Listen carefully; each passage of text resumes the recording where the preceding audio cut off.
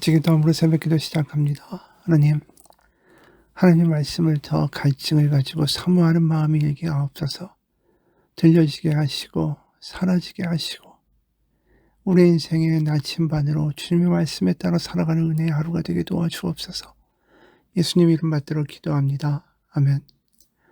오늘 말씀은 시편 3편입니다. 시편 3편입니다. 여호와여, 나의 대적이 어찌 그리 많은지요. 일어나 나를 치는 자가 많으니이다. 많은 사람이 나를 대적하여 말하기를 그는 하나님께 구원을 받지 못한다 하나이다. 셀라. 여호와여, 주는 나의 방패시요 나의 영광이시요 나의 머리를 드시는 자이시니이다. 내가 나의 목소리를 여호와께 부르짖으니 그의 성산에서 응답하시는도다. 셀라. 내가 누워 자고 깨었으니 여호와께서 나를 붙드심이로다. 천만인이 나를 애워싸 진친다 하여도 나는 두려워하지 아니하리이다. 여호와, 일어나소서. 나의 하나님이여, 나를 구원하소서. 주께서 나의 모든 원수의 뺨을 치시며 악인의 일을 꺾으셨나이다. 구원은 여호와께 있사오니 주의 복을 주의 백성에게 내리소서. 셀라. 시편 3편에는 군사적인 용어가 많이 나옵니다. 바로 전장터에서 적들에게 완전히 포위되어 있으면서 편안히 잠을 자고 또 깨어나서는 여호와께 찬양을 드리는 시인의 모습이 드러나고 있는 거죠. 먼저 시인은 근심으로, 두려움으로 시를 시작합니다. 그 근심의 내용은 대적들이 많다는 거죠. 대적들이 얼마나 많은지 2절에 보면 여호와의 나의 대적이 어찌 그리 많은지요. 일어나 나를 치는 자가 많으니이다. 많은 사람이 나를 대적하여 말하기를 그는 하나님께 구원을 받지 못한다 하나이다. 여기에 보면 많다라는 말이 3번이나 반복이 되는 거예요. 너무나도 많은 사람들이 앞에서 대적들이 진을 치고 있으니까 그 기세에 완전히 눌릴 수 있는 그런 심리적인 요건이 된 거죠. 게다가 그렇게 많은 인원이 대적들이 모여서 말로 조롱해서 사기를 떨어뜨리고자 합니다. 2절에서 뭐라고 합니까? 그는 하나님께 구원을 받지 못한다. 바로 이 시인의 마음, 바로 이 시인의 사기를 떨어뜨리기 위해서 그 수많은 대적들을 외치는 겁니다. 너 하나님께 구원 받을 수 없어. 너는 오늘 죽은 목숨이라고. 그 말이 들려지면 물리적으로 패배하는 것뿐 아니라 이미 마음에서 패배하는 일이 벌어지는 거죠. 우리가 그런 상황이라면 어떻게 될까요? 그래서 2절의 마지막에 보면 셀라란 말이 나옵니다. 셀라는 잠시 동안 악기 연주를 멈추고 생각하는 시간을 갖는다라는 거예요. 그러니까 이 노래를 하다가 1, 2절에서 우리가 그 자리에 있다면 어떻게 반응하면 어떻게 할까? 그 입장에 서보라는 거죠. 어느 순간 두려움이 커지게 되면 그들이 두려워지면 그들은 점점 커 보이고 이미 전쟁을 싸우기도 전에 모든 것이 패배하는 거죠. 근데 3절에 보면 너무나도 극적인 반전이 나옵니다. 너무나도 많은 대적이고 너는 오늘 죽어. 하나님께 구원받지 못해. 이렇게 이야기할 때 이 시편의 시인은 이렇게 노래하는 거예요. 여호와여, 주는 나의 방패시오. 3절입니다. 나의 영광이시오 나의 머리를 드시는 자이시니이다. 수많은 대적을 바라보며 거기에 나의 마음을 다 뺏기는 게 아니라 나의 마음과 시각을 대적이 아니라 하나님께로 돌리는 거죠. 그래서 하나님은 어떤 분인가를 다시 한번 기억하는 거예요. 하나님이 어떤 분인가를 고백하는 거죠. 여호와는 내가 수많은 전쟁과 수많은 삶의 위기에 있을 때 나의 방패가 되시고 나의 영광이 되셨고 내가 패배할까 봐 두려워 고개를 숙이고 있을 때 나의 머리를 들게 하시고 승리케 하시는 분이셨다라는 거죠. 다시 한번 하나님이 어떤 분인가를 기억하는 거예요. 그래서 자신의 마음에 선포하는 겁니다. 두려움이 내 안에서 커질 때 다시 한번 하나님이 어떤 분이셨고 내 삶에서 어떻게 지금까지 이끌어오셨는가를 기억하며 내 영혼에서 승리할 수 있도록 선포하는 거죠. 그렇죠. 마음에서 승리하지 못하면 전쟁에서 이길 수가 없는 거죠.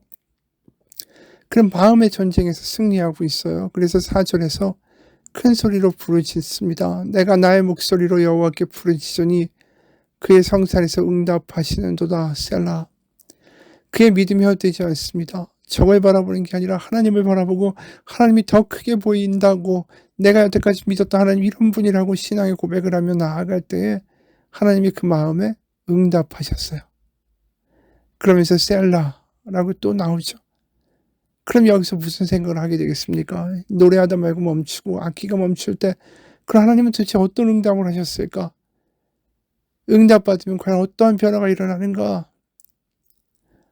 과연 응답하셔서 어떻게 진행이 될까? 적들은 여전히 그렇게 많은데 그런데 5절에 이런 반전이 나오는 거죠. 내가 누워 자고 깨었으니 여호와께서 나를 붙드심이로다. 그들이 무너졌다. 망했다. 퇴각했다. 하나님의 강한 오른팔로 그들을 치셨다. 이렇게 말하지 않습니다.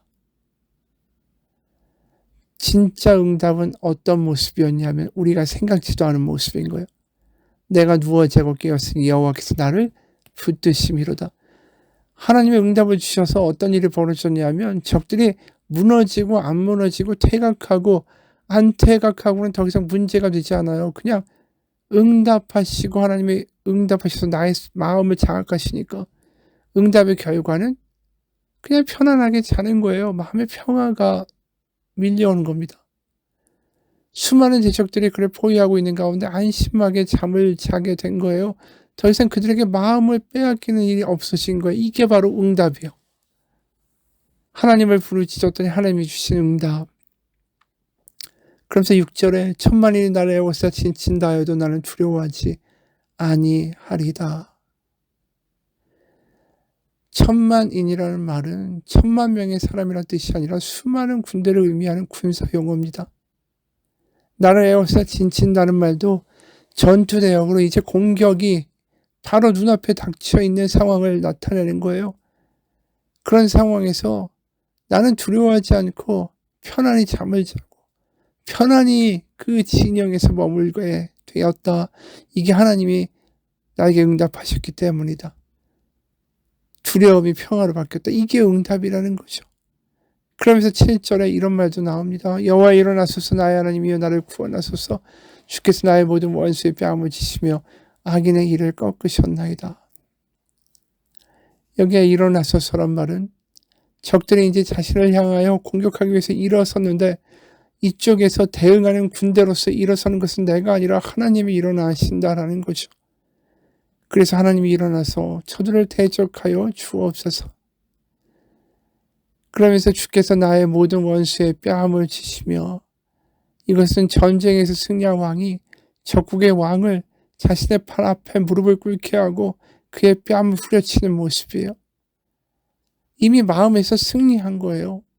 물리적으로 전쟁에서 승리한 게 아닌데 하나님이 이미 그렇게 하실 것이 믿어져서 이미 마음에 평강이 와서 그는 편안히 자면서 이렇게 하나님의 승리를 이미 마음 가운데 맛보고 있는 거죠. 완전한 하나님의 승리를 말입니다. 그래서 7절을 실감나게 다시 번역을 하면 이런 뜻입니다. 일어나소서 나의 하나님 구하여 주소서. 당신은 내 원수의 턱을 내리치시고 악한 자의 이빨을 깨 부수시는 분이십니다. 그러면서 8절에 구원은 여호와께 있사오니 주의 복을 주의 백성에게 내리소서. 이렇게 시편이 끝이 납니다. 믿음과 하나님의 응답은 다른 것이 아닙니다. 믿음은 바로 세상이나 두려운 것을 자꾸만 보면서 나의 마음을 빼앗기는 것이 아니라 하나님이 어떠한 분인가를 기억하는 것이 믿음이고요. 그 믿음에 대한 하나님의 응답은 뭡니까? 하나님이 주시는 평강이라는 거예요. 다시 말해서 내가 두려워하지 말아야지. 그래 내 잘할 수 있어. 이렇게 내 스스로 결단하고 마음 먹는다고 해서 두려움이 사라지는 게 아닙니다. 하나님이 어떤 분인가를 완전히 기억하고 내 마음에 새기지 않으면 이 두려움을 이길 수가 없는 거예요. 주야로 여호와를 묵상하는 것이 시편 1편에서 복이 있는 의인의 모습 아닙니까? 주야로 하나님의 말씀을 묵상한다는 것은 무엇입니까? 오늘 나와 있는 이 말씀에서도 보면 분명히 3절에 여호와여 주는 나의 방패이시오 나의 영광이시오 나의 머리를 드시는 자이시니이다. 바로 이것은 자신의 삶에서 도와주시며 지금까지 이끌어주셨던 하나님의 그 과거 하나님이 어떤 분인가 자신의 체험을 고백하는 것일 수도 있지만 동시에 하나님의 말씀을 묵상하면서 나오게 되는 고백일 수도 있다라는 거죠. 하나님의 말씀을 묵상하다 보면 하나님이 어떠한 분인지를 알게 되고 하나님이 나에게 어떻게 다가오시는가도 알게 되고 나를 어떻게 구원하셨는지 알게 되고 그러면서 하나님을 더 깊이 알고 사랑하게 될수록 하나님이 나의 방패 되시고 승리하게 하신다라는 확신이 마음 가운데 생긴다라는 것입니다. 그렇게 하나님이 어떠한 분인지를 내 마음 가운데 완전히 새기고 살아가는 것은 하루아침에 갑자기 되는 것이 아닙니다. 예수님이 풍랑이는 바다에서도 평안히 그 바다에서 배가 흔들리는데 제자들은 겁먹어 벌벌 떨지 않습니까? 그 안에도 평안히 주무실 수 있었던 것은 예수님이 날마다 홀로 기도하시고 자신의 모든 삶과 순간들을 하나님께 완전히 내놓으셨기 때문이에요. 그 예수님의 마음을 하나님이 완전히 장악하신 거고 우리의 마음을 하나님이 장악하실 때 우리는 하나님이 주시는 응답대로 하나님이 어떤 분인가를 알며 그것을 누리며 살아갈 수 있는 은혜와 성령의 충만함이 생긴다라는 것이죠. 그래서 하나님이 어떤 분인가를 기억하는 것이 우리의 묵상, 새벽 기도의 시간에 가장 중요한 거고 그것이 기도의 중요한 출발점이에요. 그저 하나님 저 이런 문제가 생겼고요. 저 이게 어렵고요. 저 이렇게 도와주셔야 되고요. 어디가 아프고요. 자식이 어떻고요. 이런 기도로 냅다 들어가는 것이 아니라 우리가 기도를 시작할 때 하나님이 어떤 분인가를 먼저 기억할 때에 그것에서 하나님의 은혜의 생수가 터져요. 그러면서 하나님이 나의 방패시고 나의 아버지시고 나의 인생을 책임져 주시는 분이라는 것이 믿어지기 시작하는 순간에 우리는 기도를 다르게 합니다. 더 이상 하나님 이걸 도와주시고 어떻게 해주시고 이런 세세한 기도가 아니라 어느 순간 그 기도는 하나님을 누리는 기도가 돼요. 하나님을 찬양하는 기도가 되고 하나님께서 내 삶을 이끄실 것을 확신합니다. 하나님은 나의 아버지시며 나의 영원한 찬양을 받으실 분입니다. 우리의 기도가 달라진다라는 거죠. 맨날 뭐 해달라는 기도가 아니라 하나님을 누리고 기뻐하고 즐거워하는 기도로 우리의 기도가 바뀌는 거예요. 조건은 뭐라고요? 하나님이 어떤 분인지를 먼저 고백하고 그 사실이 나의 마음을 장악하여 나의 마음을 부드럽게 만들고 그때부터 기도가 실제로 시작되는 거예요. 우리가 기도원에 가서 맨 처음에 기도가 안 될 때가 있습니다. 앉아서 기도를 하려고 하는데 잡생각만 들고 기도를 해도 기도가 잘 안 돼요. 그럴 때 어떻게 해야 됩니까? 하나님이 어떤 분인지를 기억하는 거. 그래서 때로는 말씀을 읽으면서 하나님이 어떤 분인지를 다시 보게 되고 때로는 눈 감고 묵상하면서 내 인생에서 하나님이 어떻게 나를 이끌어 오셨는가를 생각하게도 되고 그러면서 하나님이 어떤 분이신지가 내 마음을 녹이기 시작할 때 그때부터 기도의 문이 열리기 시작하는 거죠. 어떤 분의 이야기입니다. 내가 호스피스로 일할 때 만났던 프랭크 씨란 분이 있습니다. 그는 시한부 선고를 받은 키가 훌쩍 크고 삐쩍 마른 전형적인 노신사였습니다. 언제나 나지막한 목소리로 부드럽고 차근차근 이야기를 하곤 했지요. 그는 우리 호스피스들과 친한 사이로 간호사가 약을 주러 오거나 혈압을 재러 올 때마다 재미있는 농담을 하곤 했습니다. 그러나 호스피스가 바로 그 호스피스 병원에서 도와주는 자원봉사자들이죠. 그 호스피스가 죽어감에 대해서 진지한 이야기들, 특히 죽음에 대한 두려움에 관한 이야기를 꺼내려고 하면 무시해버리고 농담으로 받아넘기곤 했습니다. 그는 어떻게든 죽음이라는 환자를 피해보려는 시도를 하고 있었던 겁니다. 그러다 어느 날 간호사는 프랭크 씨가 온몸을 떨고 있는 모습을 발견했죠. 그는 갑자기 뭔가 혼돈 속에 빠진 표정으로 침대를 마구 때리면서 도와달라고 소리를 지르기 시작했습니다. 간호사는 어디가 아프냐고 약이 필요하냐고 물었지만 그는 아무 대꾸도 하지 않고 계속 고통으로 몸부림쳤죠. 그때 다른 간호사가 와서 통증약은 이미 투여했기 때문에 아마 정신적인 공황 때문일 거라고 말해줬습니다. 담당 호스피스는 그의 머리맡에 앉아서 성경 20편, 23편을 읽기 시작했습니다. 여호와는 나의 목자시니 내게 부족함이 없으리로다. 그가 나를 푸른 초장에 누이시며 실만한 물가로 인도하시는도다. 그러자 그는 긴장이 풀리는지 팔과 다리를 쭉 늘어뜨리게 됩니다. 그래도 눈을 감고 파리해진 입술을 떨고 있었죠. 호스피스는 계속해서 시편을 읽어나갔습니다. 내 영혼을 소생시키시고 의의 길로 인도하시는도다. 내가 사망의 음침한 골짜기로 다닐지라도.